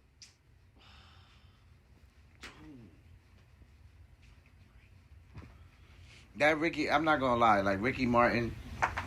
Now he has his own clip out there on YouTube. When I saw Ricky Martin, like I mean, how can you be upset? That's all I can say. I don't know. Like, if you understand this, if you understand Latin culture, Latin music, I was just like, dude, I don't know. I don't even know how you could be upset. Like, just certain songs that they played a snippet of. The minute I heard the song, I'm like, hey, I just have no idea how you could be upset. I thought he did a great storytelling. Like, he did great. And that's why I wanted to listen to some of this. And I wanted you guys to see it because the breakdown of it was like, I thought it was really cool. Like, he just did an awesome job. Believe, because I don't want them to do to you what the song called What Happened to Hawaii. He sang the chorus, which reads, "They want to take away my river and the beach too. They want my neighborhood and for grandma to leave because I don't want them to do to you what happened to Hawaii. This song is very obviously about U.S. colonialism, and if you guys don't know how the U.S. acquired Hawaii, it was very sneaky, kind of like, hey, let's just put a military base here real quick. We're still friends. We're still just allies. But let us put one more here. World War II happens. Boom.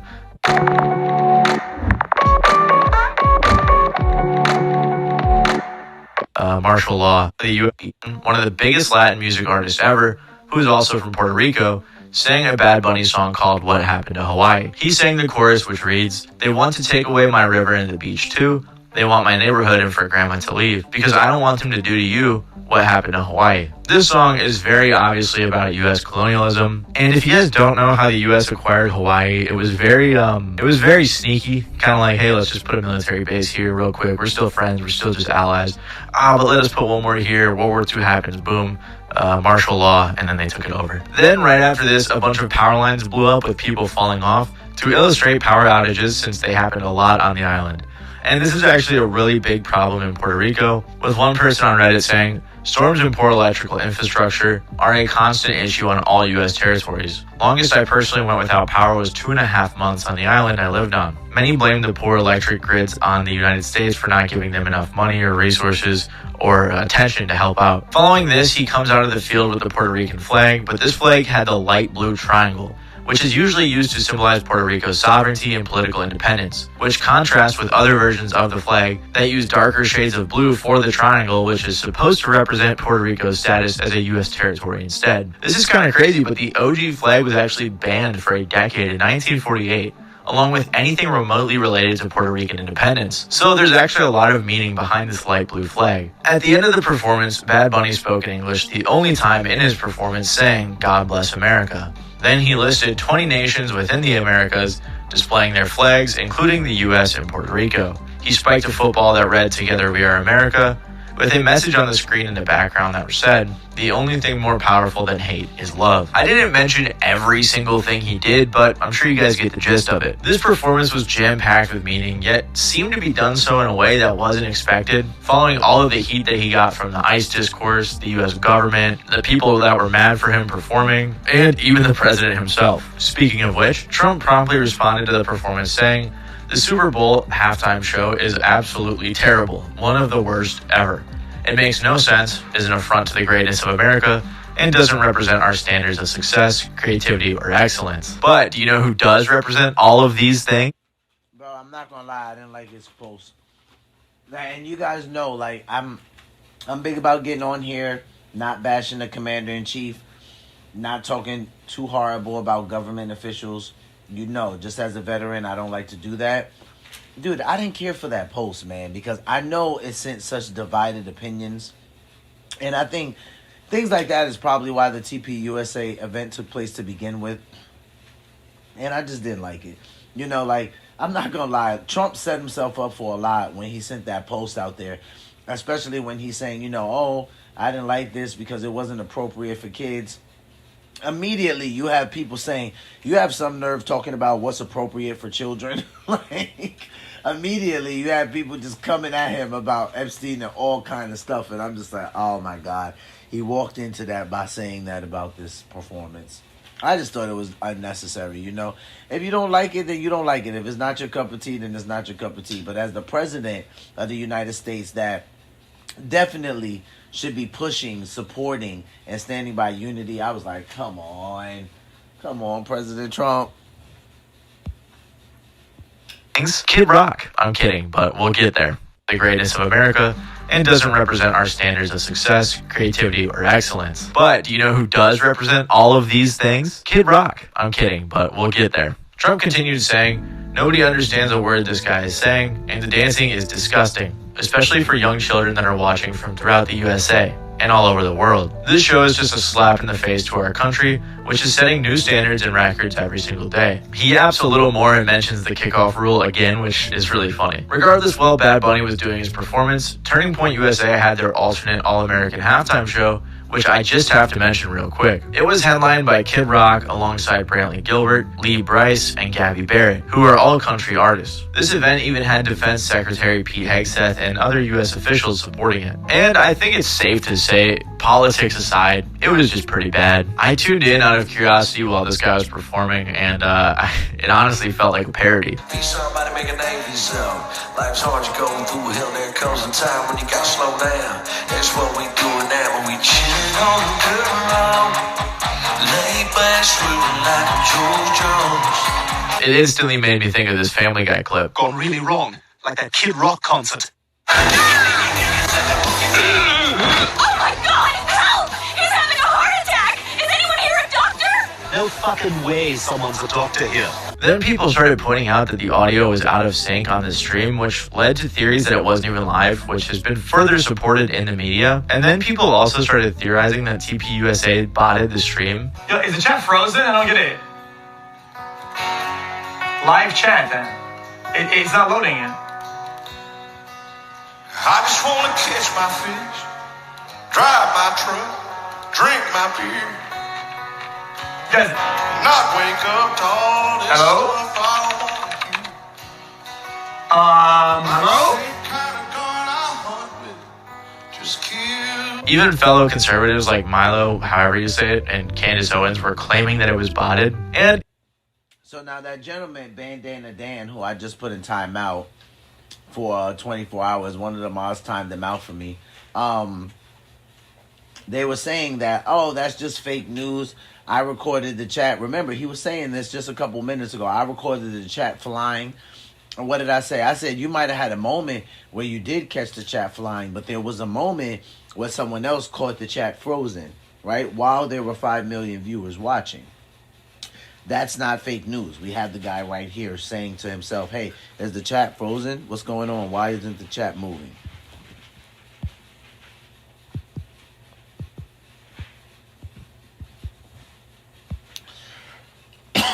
And mind you, this clip that I'm showing you guys, the guy right here who's saying, hey, what's going on? Is the chat frozen? This is when the 5 million people are supposedly watching live at the TPUSA event.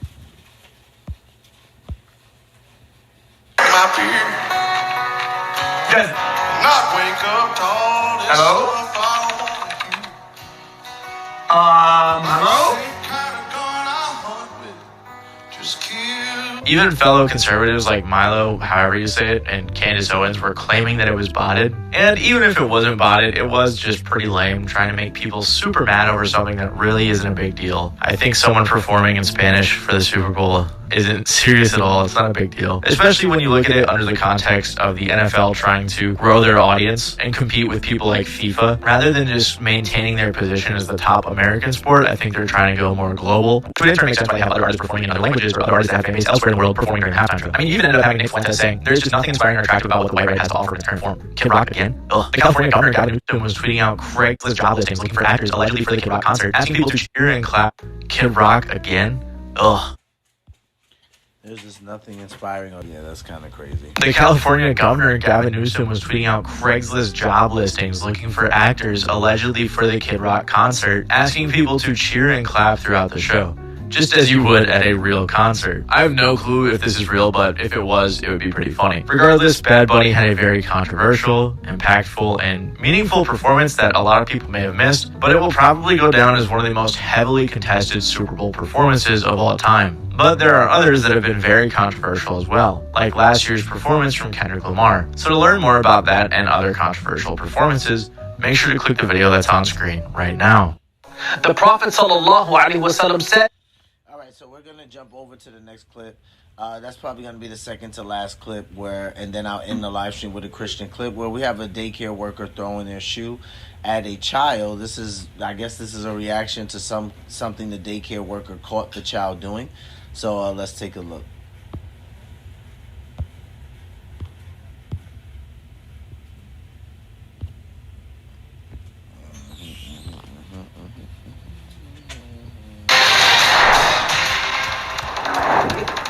Caught on camera, a preschool teacher in Inglewood taking off her shoe and throwing it at a child. CBS LA event manager Mike Rogers is at the desk. And Mike, a protest and press conference is happening outside of this facility. Yeah, happening right now. We're just listening to some of the comments that are being made. But I first want to show you that video. It all caught on a security camera inside of that facility. Now, this happened about a month or so ago. You'll see the teacher here. She is on the left. She'll end up standing up picking up her shoe. She notices the child doing something, takes her shoe off, throws it at the child, and it hits the child. Now, the child's mother says the child also has autism. The teacher immediately goes over to the child. It appears in the video to be comforting. Now, we have blurred the teachers' faces because they have not been criminally charged with anything, but I can tell you at least one of the teachers begins to smile and almost laugh when this is happening. Now, the principal, or the director rather, of this preschool says none of the 3 teachers reported the incident. So their faces are blurred because none of them have been criminally charged. I'm like, okay. Even if all of them haven't been criminally charged, how is the one throwing the shoe not criminally charged? Is that not assault? Like, I don't know what they're going to come up with. Like, I'm dying to see, because I don't understand how that's not assault. If a grown person is at work, if I go to work tomorrow and I decide that one of my coworkers is doing something annoying, or even if they're going to do something to get themselves hurt, and in order to stop that event or to just stop whatever's annoying me, I decide to throw a shoe at them, can they not go to HR or even call the police on me and say that that was assault? So I'm not really sure how the daycare worker, at least throwing the shoe, has no charges.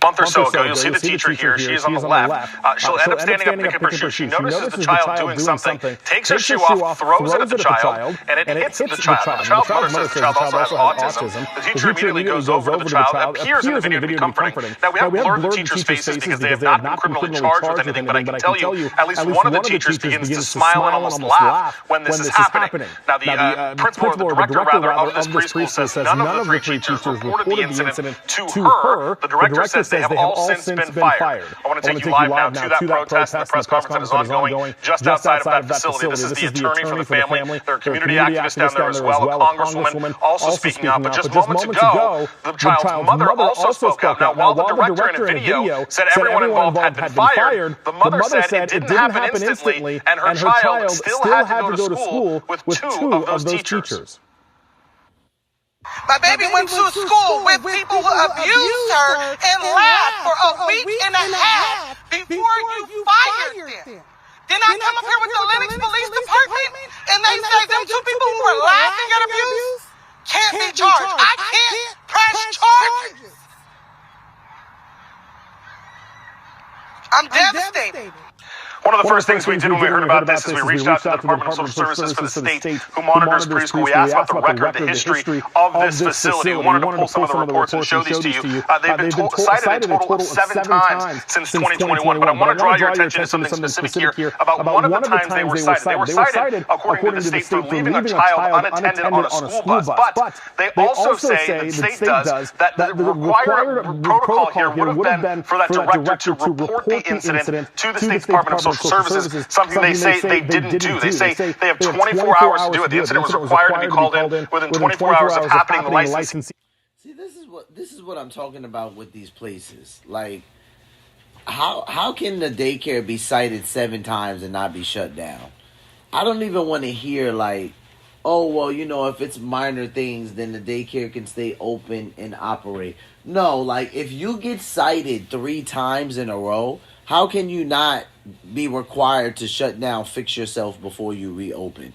Like, shut down, have an investigation or an audit before you reopen after just 3. This daycare has 7. This is why daycare is not a place.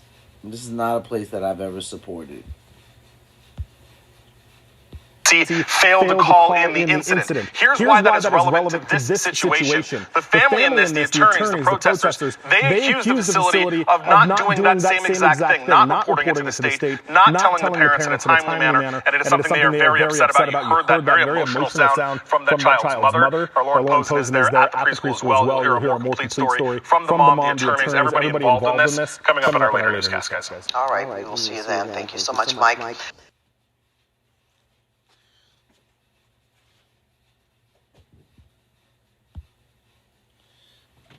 All right, guys. So we're gonna go to the last clip of the live stream. I like to end the live stream with a Christian clip or start it, but we're gonna end the live stream with a Christian clip tonight because I can see the Bad Bunny Super Bowl performance has a lot of my chat riled up. My chat is usually riled up. Like, shout out to you guys. I feel like I have one of the best chats on YouTube. You guys go crazy. But when you guys start going back and forth and getting not nice with each other, that's the only time me and the mods have to regulate, because I want you guys to speak freely. I want you guys to have fun in the chat, you know what I'm saying? But don't be disrespectful to each other. I hate censorship. I think people should be able to sit down and have whatever type of conversation they want. So let's try to, at least be respectful of one another in the chat. That's the only thing that causes us to start censoring people. Let's go to the last clip of the live stream.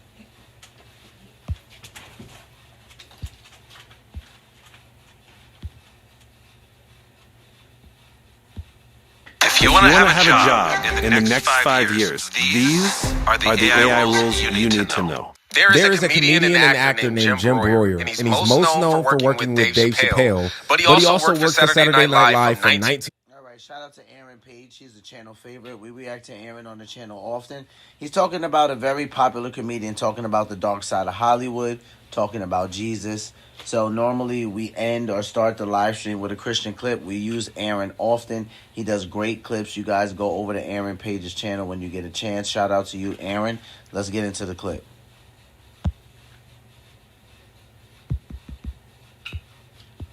There is a comedian and actor named Jim Breuer, and he's most known for working with Dave Chappelle, but he also worked for Saturday Night Live from 1995 until 1998. And he spoke about the Epstein files and just truly how demonic a lot of these individuals are, and that the conspiracy theorists that have been speaking about all of the things, the Hollywood scenes, the athletes, all of these things are actually true. Okay? And I have not heard another celebrity speak out against these files the way that he has. In fact, I haven't heard much of anything from any celebrities besides him. I want to show you guys what he said, and then we can talk about it. Let's hop in this video, watch and react to it. Before we do, do me a quick favor. Hit that like button for the algorithm so that this video can reach more people like yourself. I truly appreciate you guys. Let's hop in. You haven't seen nothing yet.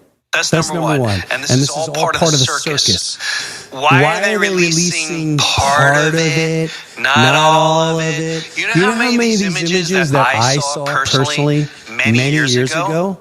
And you know how many times I sat there and I watched people watching certain TV shows and have a clueless. Like my kids will watch TV. They used to watch Ellen DeGeneres, right? And I'd go, you ever notice? You know what Epstein's Island?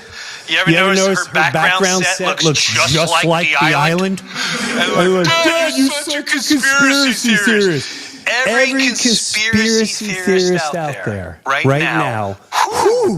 All I'm going to say is, if you never believed in them, you better start talking to them, because the ones that already knew about this.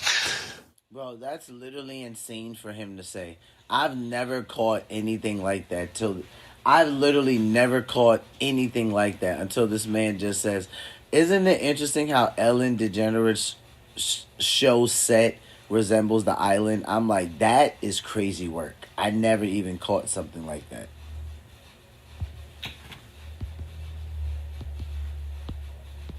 You ever notice her background set looks just like the island? And like, Dad, you're such a conspiracy theorist.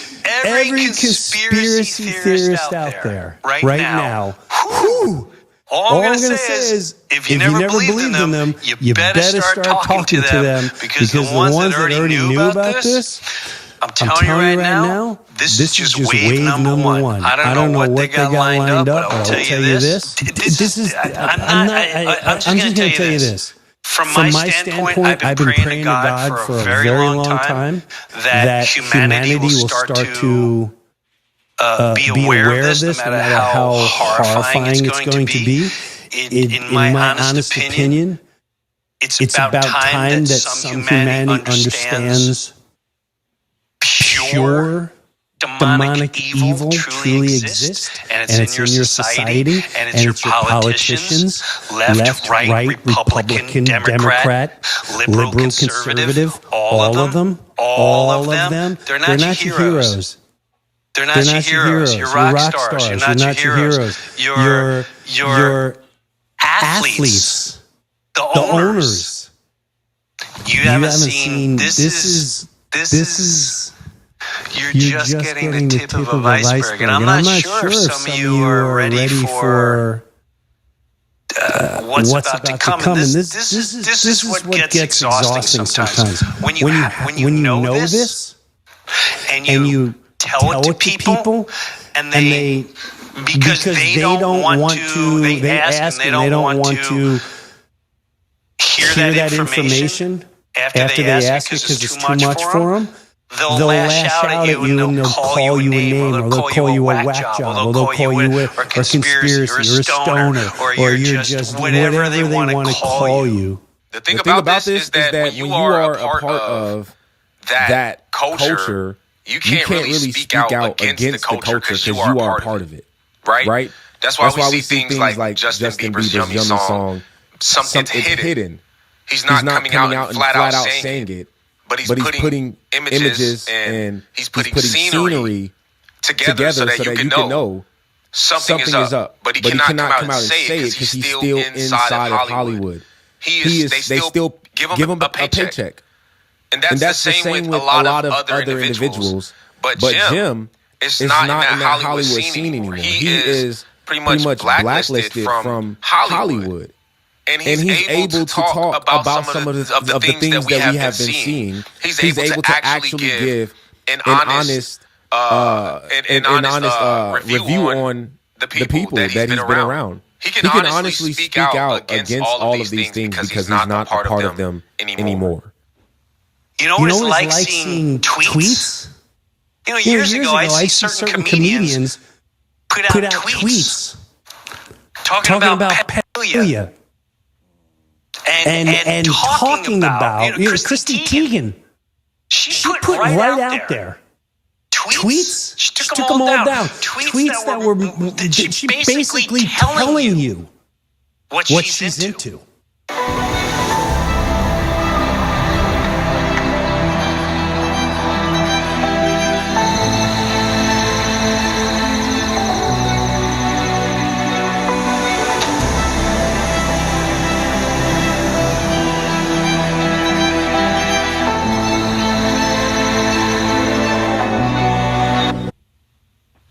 This has been going on in your face for so long.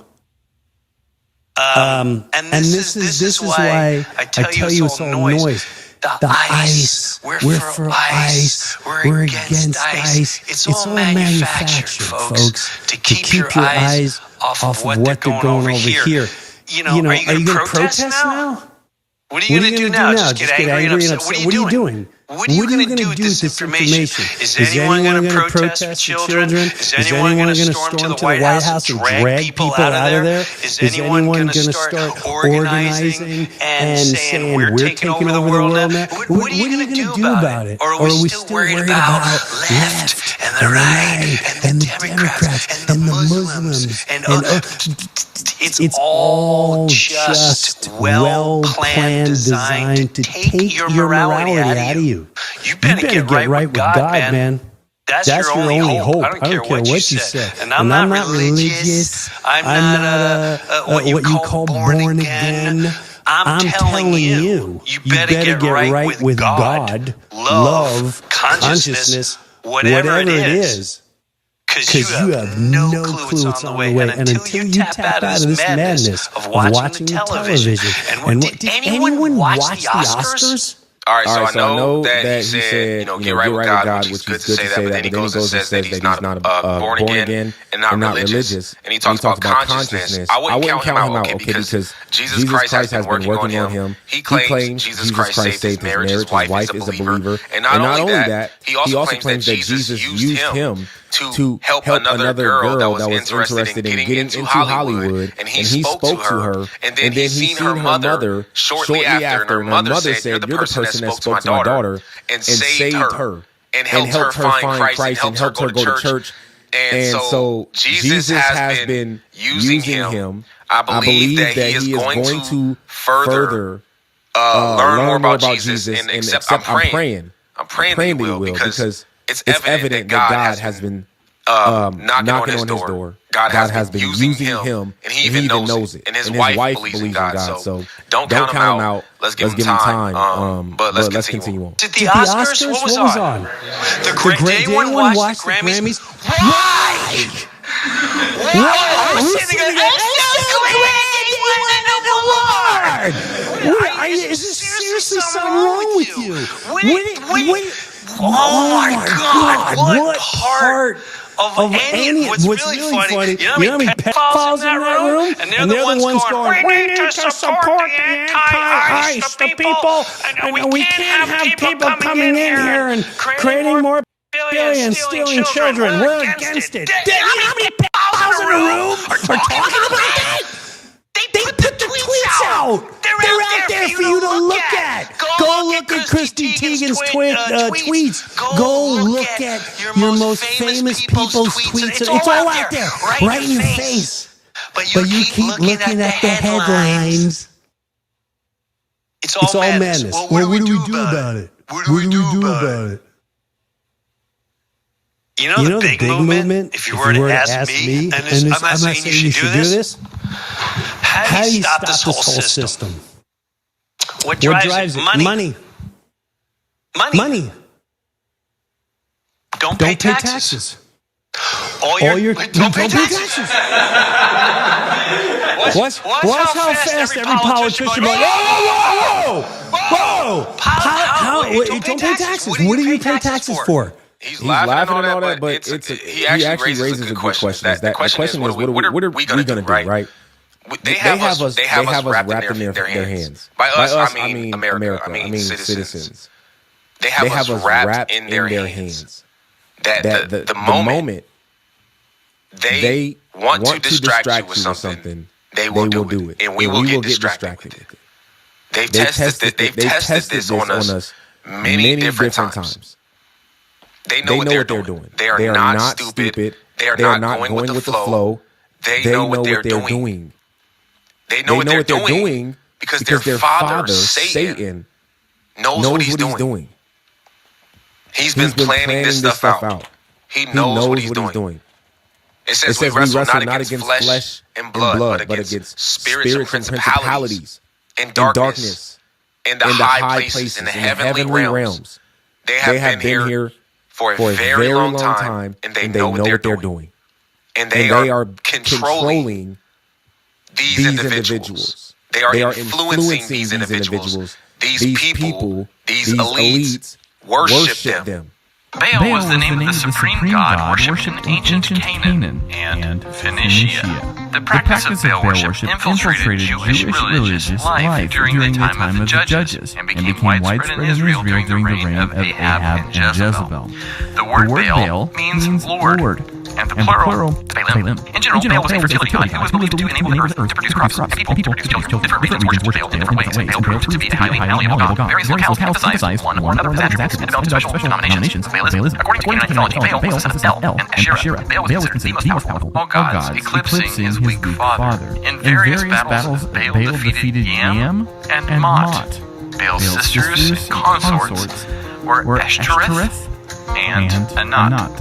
The Canaanites worshipped Baal as the sun and storm gods, who defeated enemies and produced crops. Baal worship was rooted in sensuality and involved ritualistic prostitution in the temple. At times, appeasing Baal required firstborn human sacrifice, ecstatic cries, and self-inflicted injury rites. Before the Hebrews promised land, the Lord God warned against worshiping Canaan's gods, but Israel turned to idolatry anyway. At the height of Baal worship in Israel, God directly confronted them with his prophet Elijah. First, God showed the key, not Baal, controlled the rain by sending 3 years of drought. Then Elijah called for a showdown on Mount Carmel. He proved once and for all who the true God was. All day long, 450 prophets of Baal called on their gods for lightning, but there was no response. No one answered, and no one paid attention. After Baal's prophets gave up, Elijah prayed a simple... Real quick, it's funny how they're saying that Baal, that his to appease him, it involves sexual things, it involves screaming out, it involves children, it involves all of these things that people in Hollywood embrace. Right? they embrace this stuff. If you look at what appeases him, and then you look at some of the things that we've seen. And for those of you guys that are doubtful, just take a look at it. It's literally in Scripture. If you just type in Google Elijah and the prophets of Baal, you can read the story and some of like how Elijah had to deal with them. But all of this stuff that Aaron is going over, this is stuff that is actually in Scripture. In Hollywood, they go hand in hand. Hello. My name's Jacob Elijah Moses Dell. And I'm a single dad. I have an 11-year-old son and an 8-year-old son. I raised by myself. And my parents helped me. My parents are elderly. And this snowstorm's got us bad. Prayer, and God answered immediately with fire from heaven.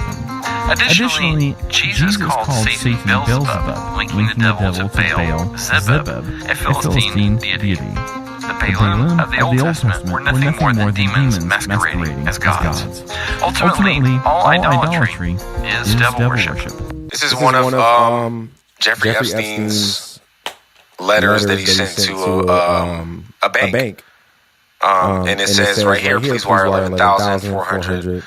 Blah, blah, blah. Name. He got Baal right here. I said Baal earlier, but that's how it looks. Baal right here.